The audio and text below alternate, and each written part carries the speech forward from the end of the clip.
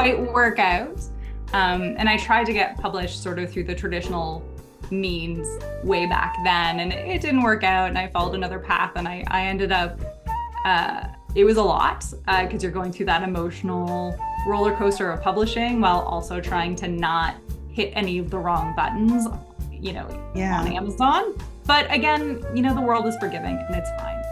Yeah. And it got up. And there's so many people out there who have gone before you, and you can ask them, hey, I did this and I don't know what to do. Can you help me? And there's somebody out there. It's funny, because I agree so much with what you said, where it's like the thing that you write now is the best you can do now, but next year you do it better, right? Because we're always getting better. And I remember hearing this great quote that it was like, when did you finally decide this is it? I'm done.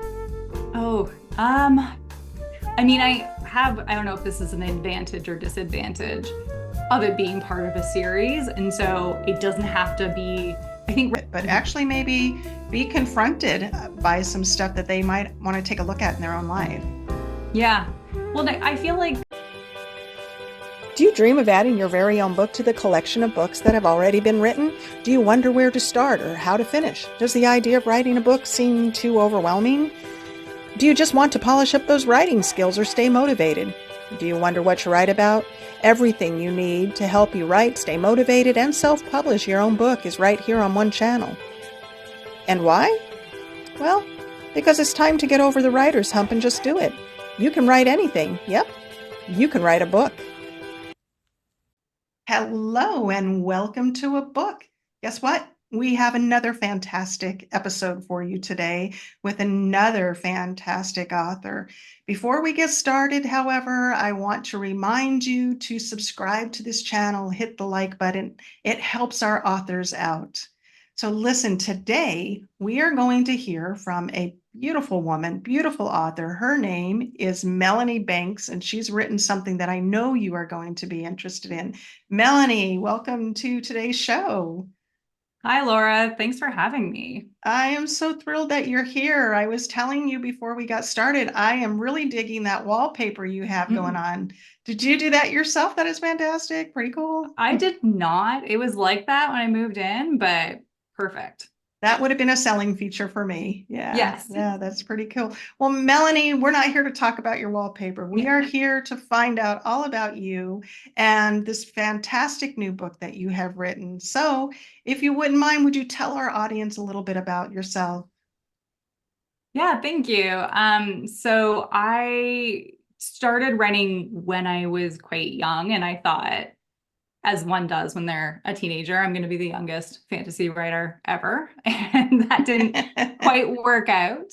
And I tried to get published sort of through the traditional means way back then, and it didn't work out. And I followed another path, and I ended up getting a degree in philosophy and teaching it for years and years and years. And I still teach it today.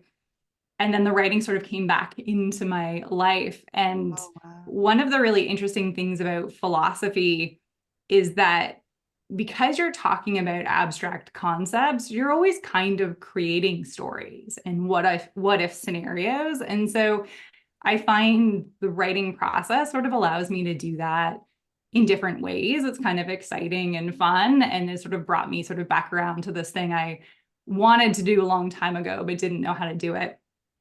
And part of that too is the self-publishing world, which just changes everything, right? Lots of people can get involved and you don't have to go through some of the things that you had to do before, which is really nice. So that's sort of like how I ended up, coming around and being a writer. So I have this sort of philosophical background, and then I'm trying to do this fantasy stuff with it, which in my mind marries quite well.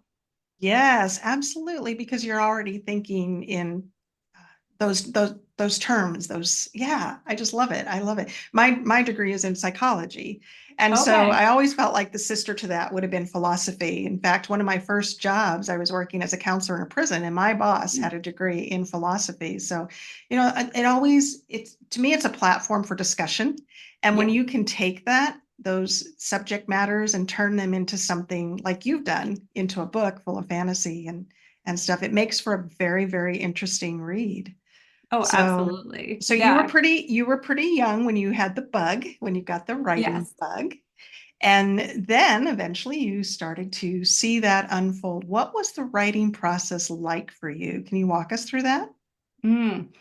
Yeah, it's interesting. I mean, I think it kind of started with the lockdown and the pandemic, like it did for so many people.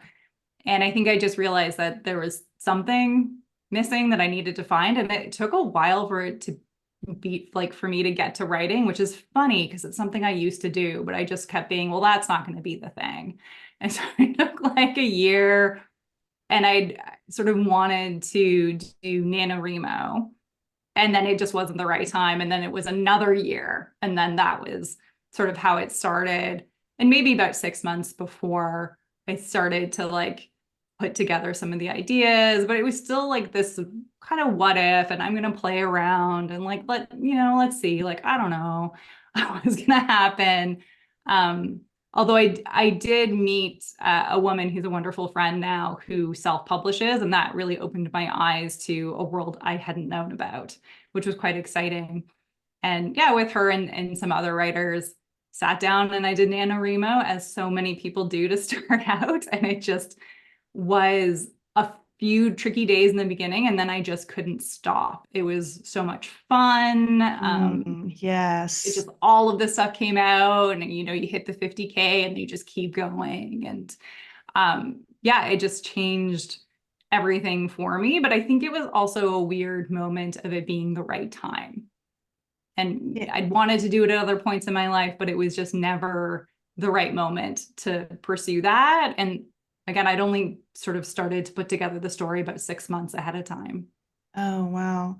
You said something that really caught my attention. You said that you had a friend Mhm. who knew about self-publishing and sort of inspired you to do that. And I find that just to be just a beautiful thing. And I'll tell you why, because the whole reason that this channel got started was because I had so many people come into my life and say, Laura, how did you write your book? How did you get your book published? I want to do something like that. And they didn't know how to do it. And so I was able to give them information. And the only information I have is how I did it. And I Mhm. showed them what I did. And as a result of that, other people have written. And that Mhm. just to me is such a rewarding thing. And, Mhm. I don't take credit by any means for the work that they have done, but it is so nice to be able to inspire other people. And it Yeah. sounds like you just needed that one person to sort of like be that spark, just be that Yeah. inspiration that got you started. Absolutely. And like what you're doing is you're the teacher, right? So you provided the bridge. It was like, here's this thing over here, and I can tell you how I crossed the bridge, and like you can do whatever you want. And that's again, it changes the game because you realize that you don't need an agent and you don't need a publishing house, and you can just publish stuff. And Yes. someone like right in front of you, a real live person who did this thing, so you can do it too. And Yeah. the And so for me, community. I had never known anybody who had written a book before Mhm. I wrote my first book. And so for me, it was hours and hours of scouring YouTube and saying, Mhm. how do I publish a book? How do I get it up on Amazon? All of those questions that I think people legitimately have.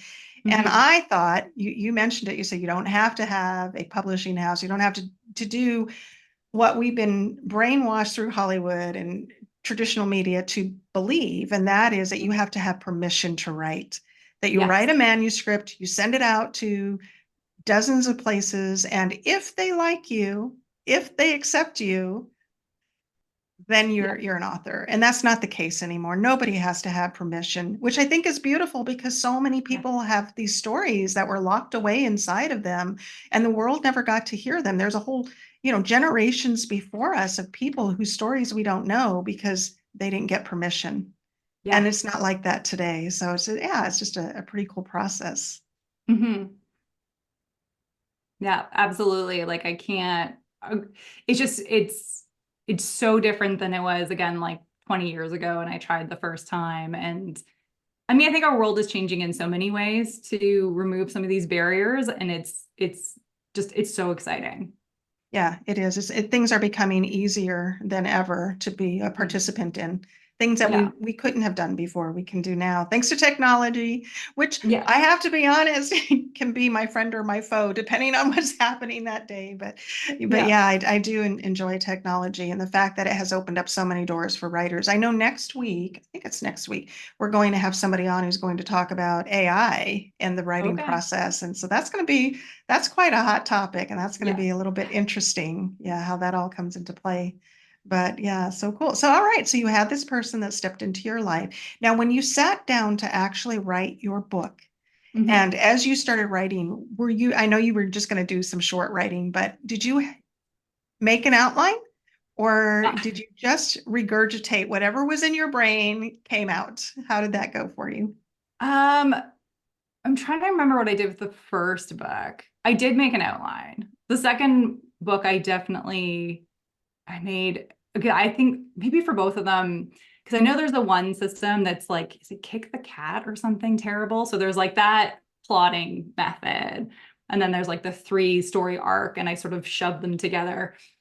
Um, and yeah, I do that. I create a plot and then I kind of ignore it when I start writing. But I feel like I have to plot it out, even though I know that it's not going to be what the story is in this like really strange way. Um, so that's sort of interesting. And then as I write, I sort of replot it as I go through each chapter and say, well, this is what you're actually doing. So like, let's see what makes sense next. So I do a little bit of each. I've tried not outlining at all, and I feel like, I don't know, it's a very weird thing. I feel like I need the outline that I'm going to then ignore. Yeah, I understand that. So, did you start with the beginning or the end in mind of Mm. your story? The beginning. The Absolutely the beginning, beginning. really? Yeah. Okay. That's I'm always curious about that because I everything I've ever written, I've written with the end in mind. And I don't Mm. know why. Like I hear people who are like, I don't know how this is going to end. I'm like, really? I know how Yeah. it's going to end. I just don't know how it's going to start. So Yeah. yeah, it's a little bit everybody's process is different, I think. Yeah. Yeah, exactly. I think if somebody had forced me to write an outline and stick to it, none of my books would ever have been finished because they evolve as I go along. Yeah. So once you had your manuscript done, I mean, when did you know it was done? That's Mm. something, I think I've thought my book was done, and then I go back and I read it again, and it's like, no, no, I'm not done yet. I need to do this. When did you finally decide this is it? I'm done. Oh, I mean, I don't know if this is an advantage or disadvantage of it being part of a series. And so it doesn't have to be, I think writing the final book in the series is going to be very interesting for that question. But I end at a particular place, but I know the story continues anyway, which is kind of helpful. But I don't know, it just somehow, again, there's like so much sort of like intuitive stuff with the writing. And when I get to the end, I'm like, okay, well, yeah, like that concluded those pieces and that answered those questions. And like, okay, now it's time to start the next part. And the next part is so big that it has to be the next book. It can't be in this book somewhere. Wow. Um, so yeah, I found that part pretty, again, sort of pretty natural. But I think the last book in the series is going to be an interesting challenge. Nice. Very, very interesting. So you're done with the manuscript, and then for most of us, that goes on to editing. And Mhm. did you send it off to somebody to edit? Did you have friends edit it? Who looked at your book before you actually published? Yeah, I started with friends editing, but I did get a professional editor before it went out. That just makes me feel more secure having someone who's not, um, they're not going to just say nice things. Someone who's going to sit there and talk about, does the comma belong here? Because commas and me, like, yeah, That's commas are my hard. downfall. They are. They are. Yes. I don't, who made up these rules? Yeah, yeah, Right? exactly. So my grammar is fine. I don't have problems with that. But when it comes to commas, I'm like, oh my gosh. So Yeah, yeah, I totally get it. You want to feel secure, like you said. I love that. I love that. You just want yeah. to know that what you're putting out there is the best that you could possibly put out. Yeah, yeah, exactly. And it's so great that you can hire, these freelance editors to do it. Like you can just decide like who do you want to work with? And that's kind of a Right. fun thing to figure out. hmm And there are some editors and proofreaders and editors who specialize in certain genres too. So connecting with those people who can do more than just proofread for those spelling errors and those grammatical errors and things of that nature, they can also give you some insight and feedback as to, I don't think this part of your plot is working, or this character doesn't work here, or something along those lines. Mhm. So it's always good. I always say you should get 2, maybe 3 eyeballs on that manuscript. Yeah. Don't just send it off blind. You can, because we do live in this wonderful age, but it's been my experience, my personal experience, that's not the way to go. Yeah. Yeah, you need to find somebody to do that for you, and Yeah. somebody unbiased, somebody who's more than just a friend and going to say, "Oh, I love your book," because they don't want to hurt your feelings. I'm looking for somebody who's willing to hurt my feelings a little bit. Yeah. Yes. Yeah. Challenge me so that I make Yeah. better changes. Yeah. Exactly. Right. Like there are things that I learned about what like little things that I do when I write that I learned because I had an editor and they were like, you keep doing this thing. And I'm like, wow, I do keep doing that thing. Like maybe I won't do that anymore. Yeah, and for me, it was with the commas. And I Mm, have trouble. My first 5 or 6 books were nonfiction. And mm, so I wasn't doing conversational style writing at all. So to do conversational style writing was very intimidating for me. And it's funny because I have a friend that she's also my editor, and we co-write together sometimes. So I just watched what she did and mm, learned that way when it came to conversational style. mhm. Pardon me. And yeah, so you learn. Yeah. It's wonderful. I'm always impressed with people who say, "Oh, I didn't know." We had a guest on several weeks ago named Paul Armento, and Paul had a 10th grade education, could barely form a sentence, didn't know what to do, but he did it. He wrote Mm, a book. It's amazing. I mm, believe that in this day and age, there's so many pieces of help that a person can get that, you can dictate your story and have somebody else type it up and do all of that even. It's kind of a oh yeah. neat thing. So you get the book edited and then you pull the trigger. The hard part is actually convincing yourself that, take that deep breath. I'm going to get this published. How did you go Mhm. about doing that? I know you self-published. Did you have Yeah. someone format? Did you get it up on Amazon all by yourself? What did you do? I did all of that on my own. So it was a steep learning curve, but Oh, yeah. thankfully, at least my hope is with the second book that, once you learn it once, you've got it. So you don't have to keep relearning that part of it. And yeah, I formatted it myself and I uploaded it and I had a few mistakes with that. It was sort of funny. Like I had a pre-order and then I accidentally published the paperback early because I didn't know what that button was going to do. And like, again, you learn all of these things you learn by trying and failing and then figuring out what you did wrong. And then now I can do it the right way. So it was a lot because you're going through that emotional roller coaster of publishing while also trying to not hit any of the wrong buttons, on Yeah. Amazon. But again, the world is forgiving and it's fine. Yeah. And I got up. And there's so many people out there who have gone before you, and you can ask them, "Hey, I did this and I don't know what to do. Can you help me?" And there's somebody out there who will help you with it. Yes. Yeah. Well, we're going to come back. We're going to talk some more about your book, but Mhm. I want to pause for just a moment, take a break, because I want us to hear something from Victory Vision Publishing. Mhm. So hang on and we'll be right back. Hey everyone, are you stuck trying to figure out how to finish writing or publishing your book? Well, let me tell you about Victory Vision Publishing. Victory Vision Publishing is there to help you cross that finish line. They have package plans that are tailor-made just for your individual needs. They have learning opportunities where you can discover ways of overcoming some obstacles that you might have. Adam Fleming is a wonderful CEO, and they are a fully staffed team just waiting to help you edit, layout, maybe make a cover for your book. Go ahead and join their email list and check out some of the wonderful books and wonderful authors that they have already helped get published. Yep, Victory Vision is definitely the way to go if you feel stuck and just want some support in getting your book out to the world. You're only one book away from changing the world. victoryvision.org. Okay, we are back. We've been talking with Melany Banks, and she's telling us all about her book. And Melany, I forgot to mention, this is the first book that you've written, but you said this is part of a series, and you have a second book coming out. Before we go any further, though, I want to pull this up so that our audience can see this book that you have here. Give me 1 second. There we go. Oh my goodness. So this is Melany's new book, The Curse of Starfall. And I was telling you before we got started that that's a pretty awesome cover you have here. You had somebody make the cover. You're not a graphic designer yourself or anything like that, right? No, I hired someone for this, and it was a great process. It's I don't know. Again, it's kind of fun hiring professionals to do stuff when you can. It's quite not everyone can afford it, but it has been quite fun to do. Oh, for sure. For sure.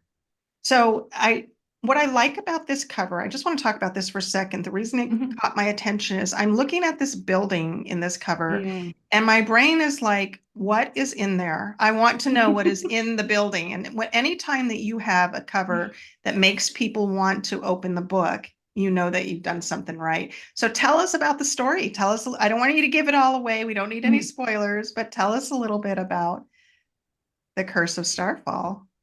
Great. Yeah, so this story follows the main character, Nrina Shal, who's about 19 years old at the start of the story. And when she was a little girl, she was attacked by these sort of mysterious monsters called the Shadowed Ones. And the result of the attack is that she has a condition or sort of an injury from the attack where she's quite tired. She passes out. Sometimes she's in pain. And because of these things, she's had to take everything more slowly in her life. She had dreams of becoming an explorer, but you can't really do that if you might pass out at any moment. It takes her about 3 years longer to complete school, and that's really where the story picks up. So she's a happy person, but she has these limitations because of the condition that she has. And then someone comes and finds her and believes that she's going to be able to help them figure out, what the Shadowed Ones are and maybe stop them, and is able to offer her, it's not a cure, but it's like a treatment that completely eliminates the condition if she'll just, go with him. So she goes off and they go off to sort of solve this problem. But lots of questions there, because why would there be a treatment that could eliminate her condition, and what is her condition really? And there's a lot in her journey in this book that comes from this idea of, we all have stories that we tell ourselves about who we are, especially about our childhood. And sometimes the stories are true, and sometimes the stories are stories that like are family stories, or just like we're just the way that we put the evidence together. And as you grow up, you can find or come across conflicting evidence, and then you have to sort of decide, oh, this thing that I believe to be true, or this explanation of who I am, isn't actually what happened. And I find that idea quite interesting. So I play with that idea of story quite a bit in the series, but particularly with the main character in the first book, because it's not everything that she believes about herself isn't true. Wow. There's a lot. There are layers in that. There's so many layers in that. So that is something that a person could not just escape into for the entertainment value of it, but actually maybe be confronted by some stuff that they might want to take a look at in their own life. Yeah. Well, I feel like fantasy for me, that's what it does. Like, it gives you this interesting, fantastical world that can be like intellectually super fun. Like, there's an ancient city and like they don't know how things work, and like that's fun and interesting. But the emotional character arcs are usually things that you can relate to. Yes. And so it's just this way of telling the story. And a lot of Naren's journey are things that I've reflected on in my own life. Again, this idea of stories that aren't quite true and how that affects you. I find that idea so fascinating. So I always want to have, intellectually interesting, and then also things you can relate to. and bring in some of that emotional, thought-provoking process to it. That's just amazing. I'm going to pull this up on the screen one more time Mhm. because I don't want anybody to miss this. We will leave this book in the link or the link to the book in the description of this video. So you'll want to check out the description to get more information on how you can purchase your own copy of The Curse of Starfall. But and I don't know if you would be able to tell us this or not, but without spoiling anything, Mm. are you able to tell us what your second book is going to touch on? Mm. Yeah. So in the first book, we're in this ancient city and it's on this island nation, and that's where everything takes place. But um, there's a connection between this city and these ruins that are on the mainland. And so the second book goes to those ruins. So to go deeper. So I'd say like the mystery about the true nature of the city is really the whole series looks at that. So you don't resolve it in the first book. We'll keep getting more pieces, and as we go to the mainland, we'll find more things. And then Okay. the characters will continue to grow, because again, that never ends. We're always growing. So they have new emotional character arcs that come up because of what happens in the first book. Okay. All right. Very well thought out. I can tell. I can tell this has been very well thought out. So, Yeah. a question for you. Mhm. If you were going to suggest three things to writers Mm. in order to help them be successful, just based on your own experience, I'm talking about new writers, what Mhm. three things would you suggest to them? Yeah, it's such a great question. I mean, number Oh, oh, Melanie, oh, we're going to start. I'm going to ask you that question again okay. because I think your side of technology froze up on us. So Okay. let's try that again. And we were talking about three things that a new writer might need in order to be successful based on your experience. Yes. Okay, so number one is to just write. I think we can get in our heads about even starting, or even with the all the outlining and stuff, all the things that you can learn about writing, and just sit down and write some stuff. I'm a really big believer in like write as much as you can, as quickly as you can, and then go back and fix it later. So Mm, it's like yes, first draft of the novel takes 6 weeks, second draft takes 3 or 4 months, like because you're right. fixing all of the things. And so I think by just writing, you get over that like fear of putting something on the page. So just write is definitely in the first one. Um, the second one for new writers would be you don't need to know all the things right away. So there are so Beautiful. many things to learn, especially in self-publishing. And I felt this like it's very overwhelming. And I've felt that overwhelm several times. But then I'll like go and I'll break it down and be like, this is the one thing that you need to do right now.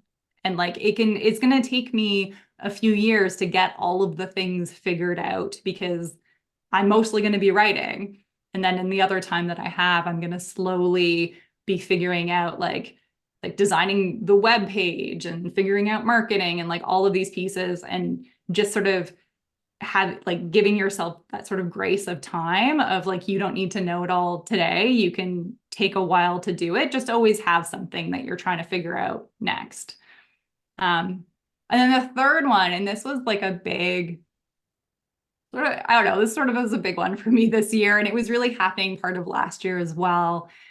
And a lot of what I hear in writing circles is, I want to be a published author and I want to live this author life.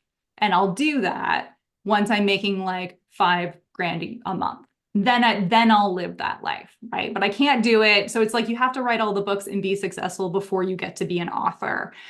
And I don't think that that's true. And so I spent a lot of time thinking about what I think it means to live as a writer. Like, if I was to just introduce myself as a writer, like, what does that mean for my day-to-day life? And as much as possible, I try to do that anyway. You sort of before, getting a movie deal or something for the book, like I'll just change my life now. And a lot of that was actually about taking it seriously. So like if this is a thing and you want to produce books and you want people to pay you money, you need to take it on sort of professionally. Like, when are you going to write, and will you show up every day and do it? And like, will you do the hard things as well as the easy things? And like, how are you going to balance that in your life?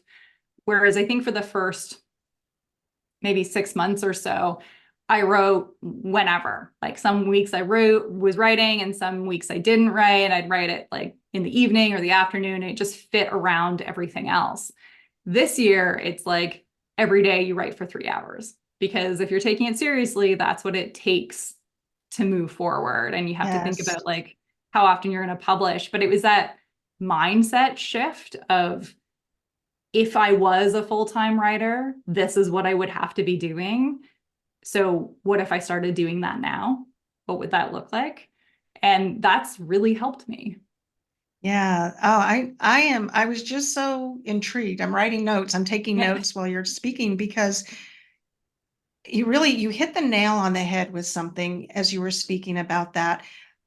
I had a hard time telling people after I'd written my third, fourth book, even, I never Mhm. introduced myself to people as a writer Mm.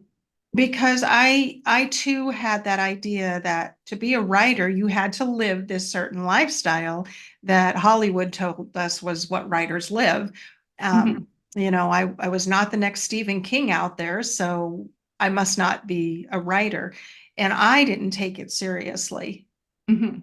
It wasn't until this last book that I said, no, this is what I'm going to do. That's what I'm going to do, is I'm going to write. And it was almost, um, but then again, and I don't know if this was true for you or not, I never set out to become a writer, to be an author. That was not a lifelong dream. You said when you were a young Mhm. teenager, you knew that you wanted to write. I didn't. That was not, I thought, oh, that'd be cool. Yeah, I'll write a book someday, but it was never on my true bucket list. It wasn't a deep desire of mine. I wrote by accident because my business coach said I needed to write a book if I wanted to get more speaking engagements. And so that's what I Mm. did. I wasn't passionate about it. It wasn't until after my second, third book that I started to really get the bug and say, I do enjoy this. I like this. Mhm. But I will tell you, as much as I enjoy writing, what I prefer for me is what we're doing right now. I love giving authors a platform and to be heard. And so whether it's writing, or I used to make cakes for a living, I'm a Mm. baker. And so whether it's that, whatever it is that you're doing, you have to take yourself seriously or nobody else will. Nobody else Yeah. is going to. And so you're right. It's all about mindset. Is this what I want to do? For me, Mhm. I've already determined that I don't, you said you have to do the hard stuff, right? When it comes to writing, I don't want to do the hard stuff because it's not something I ever said, that's how I want to earn my living. Mhm. However, I'm not saying that there aren't people who can do that. I've met so many people that is what they do for a living, but they're so much more passionate about it. My end of the Mhm. passion is getting to talk to beautiful people like yourself about this. So it was intriguing to me to hear you talk about that because I think it applies to everything in life, not just to writers. So it's just a beautiful thing that you figured out.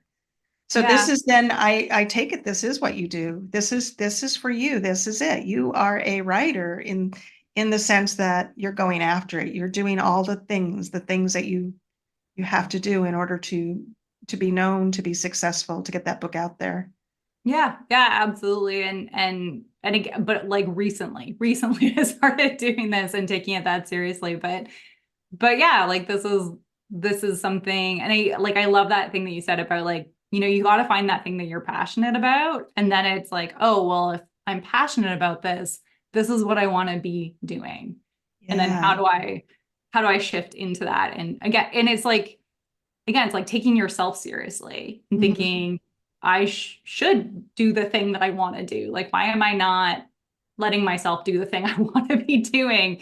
But we do that all the time because of social expectations and all the rest of it.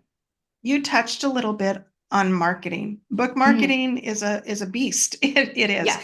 And there, especially in this day and age, and I've said it before, nobody can just, well, I shouldn't say nobody because I'm sure it can happen, but most people do not throw a book up on Amazon and then have millions of people flock to that book. Nobody knows to search for your book unless you tell the world that it exists. So Mhm. what are some things, I know you're doing this podcast today with us, and so that's one element of it, but what are some other things that you have done to tell the world about your book? Mm. Yeah. So I feel like I'm just getting it started. A lot of it has been advertising, and I know that advertising is not a thing that all writers like. But I heard this great thing about marketing the other day where they said, just find the kind of marketing that you like doing and do that because then you'll actually do it. So, like, if you like, making TikToks or sort of engaging more through social media, then do that because if you like doing it, you will do it. And if you Right. like playing with numbers and spreadsheets, which is what I like doing, then some of the advertising stuff is it's weirdly fun for me to do right now as I'm trying to figure it out. So that's been a lot of my marketing. And then again, I'm trying to get more, I don't know, like more out in the community, meeting more writers, more podcasters like yourself that want to talk about writing and reading and just meeting different kinds of people. But this year is going to have a lot of firsts. I have my first book fair coming up. Never done that That's so before. fun. Yeah, you'll Yeah. enjoy that. Trying to figure Okay. it out and like all of these things sort of doing for the first time. And I mean, I try to do that where it's like, well, give it a shot, see what happens. Mm. Maybe it's good, maybe it isn't, but try and be out there and um, I guess sort of I want to say have the confidence because it sounds like I already have it, but having the confidence of like standing beside your book and being like, I wrote this thing, like, please buy it. That can be so Um, scary for first-time writers. There are people out yes. there, and I've met them, who sit on their book for years because they're Mhm. so afraid that somebody's going to judge them because they Yeah. wrote something and it was probably great, but they're so afraid Mhm. that one person is going to say, "Oh, I didn't really care for it," and crush them so they don't share it with the world. And Yeah. that confidence, and I tell everybody, who was it that said, and you would know this, you can please some of the people some of the time, Mm. but was that Barnum T. Bailey? Oh, I don't know. I Yeah, can't it was. remember. I think so. Yeah. You can please some of the people some of the time, but you cannot please all of the people all of the time. And my books may not be for everybody. There will be people who read them and say, didn't do it. Yeah. I didn't care for that. And then there will be people who read it and say, oh, I loved it. When's your next one Yeah. coming out? And so Yeah. you have to know that just like you don't like every book that you've read, other people may not like yours, and be okay with that. You have to come to the Yeah. point where you're okay with that and understand that people are not rejecting you Mhm. personally. It's not personal. We take things personally. It Yes. feels personal because what we put out there was so personal at the time that we wrote it. Yeah. But yeah, Yeah. so I But love it's that. it's so again, I think it just goes with the territory and it feels scarier than it is. Right? Like it's like, but what if someone doesn't like it? And it's like, well, someone is not going to like it and Right. someone's going to be rude and like this is just going to be a thing that happens, but you're going to survive and it's okay. And it's not you, it's the book and it's their like I often think with books especially fiction books, that, me writing the story is like 50% of what's happening. You Mm. reading it and bringing all of your whatever to the experience and creating that world, that's the other 50%. And I have no control over that part. So I'm just opening a doorway to a story, but the reader, is participating in so many ways. And again, I can't control what that experience is going to be like. Yeah, yeah. Well stated. Did you have any disillusions? What am I looking for? Hmm. I had this idea growing up that you wrote a book, millions of people read it. Everybody was an Anne Rice. Everybody was a, so and so, and um, and you made millions of dollars, right? Yeah. That's how that worked. And so after I wrote my book, and my first book was horrible, terrible, terrible, terrible. But what it taught me is that I could publish a book, and I got better Mhm. as time went on, and my Yeah. writing continues to get better. And I'm not ashamed to say that I'm a little embarrassed by that first book because it Yeah. is so bad. But at the same time, I'm not because it shows people I did it. you can do it too. And it may not be perfect the first time. You may or may not hit a home run that first time out. Depends on how good of a writer you are to start with. And I wasn't a great writer to start with. So, but I had this idea, oh, I'm going to write this book and all of these people are going to buy it. And Mhm. that didn't happen. And I had some choices I could have made once I got to that part of my story. And that is, I could have said, well, this didn't work and give up and never write again. Or Mhm. I could learn from that Mhm. and say, oh, I didn't realize that there's the hard stuff that you talked about, that I have to do that. And how can I do it better next time? So Yeah. did you have some ideas of how things were going to be once you wrote a book and then it didn't turn out that way? Yeah. I mean, there is that. And it's funny, because I agree so much with what you said, where it's like the thing that you write now is the best you can do now, but next year you would do it better, right? Because we're always getting better. And I remember hearing this great quote that it was like, your first book is going to be your worst book. Like it's just the way it works because we get better. Yes. And that's both wonderful and like kind of terrifying. Um, but yeah, I didn't, I guess I don't know, I go back and forth because the idea of publishing your first book and going from zero to, the most well-known author in the country is terrifying. And so in some respects, I like that it moves slower than that because I think you get more ready for it. Whereas if it was just, and some people have hit right out of the gate They because do. they're on Yes. TikTok or whatever, and I actually kind of like that that's not my story, that it's taking time and I'm figuring things out. And so as people read it, I'm more and more prepared for the fact that they're reading it. And like it's like a nice, like easy on ramp to this Yeah, process. and So, I was thinking as I was listening to you, a mhm. thought came to me. It was like, could you imagine hitting a home run, best-selling, New York Times bestseller list book right out of the gate, and then everything you write after that has to meet that standard, Yeah, And how do you improve on something that good? yeah, And I love the idea of having that space and time to improve what I'm yeah, doing. So. yeah. And Because you just, I know a lot of people, I can look back over, for example, my first podcast. Oh my goodness, mhm, 7 years ago, I started podcasting. No, gosh, it's been more than 10 years. I can't believe it's been that long. But, mhm, I started, and I can look back over those first videos where the camera was blurry and the shots were going up my nose and just all these things, and I didn't know what I was doing. I just didn't know what I mhm, was doing. And now I get better and I change things and I tweak things and I grow and learn. And it's the same with writing. It's the same with yeah, any creative process. When I baked cakes, my first few cakes, I remember thinking, well, this doesn't look like the Pinterest picture. yeah, And so we just get better. I don't care what your artistic craft is, you just get better with it yeah, at time. But it would have been a lot to live up to if I would have hit a home run right out of the gate, because nothing after that would have lived up to it.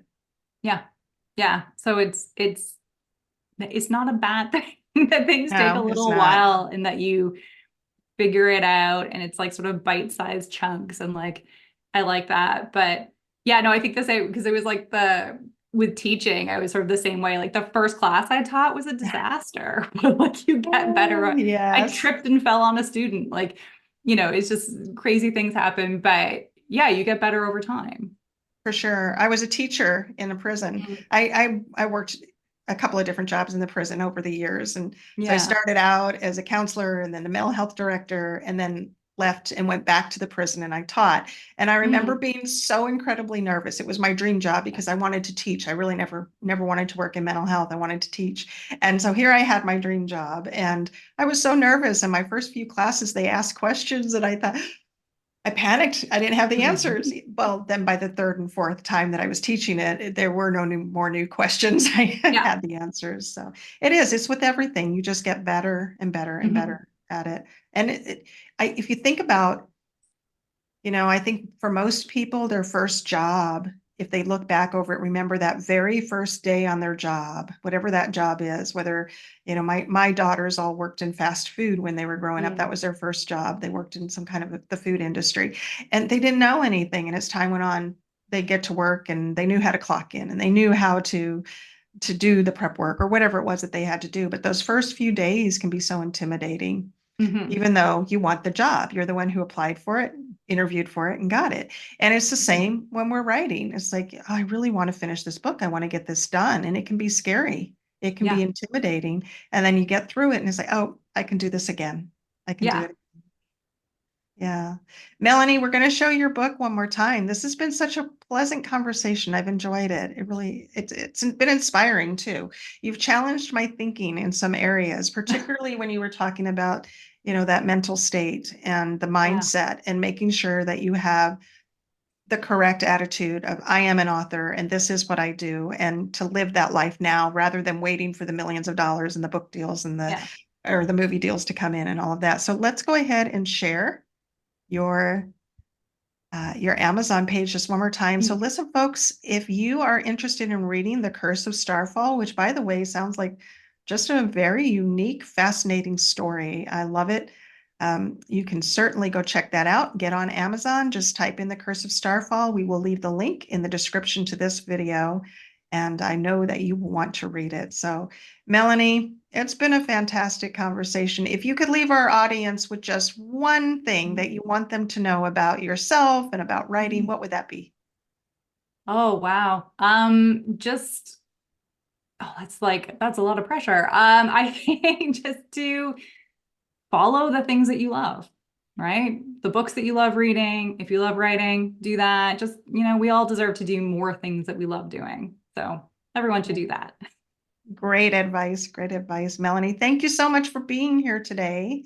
I Thanks for can't wait having until me. your next book comes out. When it comes out, please let us know so that Yes. we can talk about that next time. All right. Well, I'm glad that you've been here. Listen, you have been listening to Melany Banks. She has a wonderful book out, and I know that you're going to want to go read that.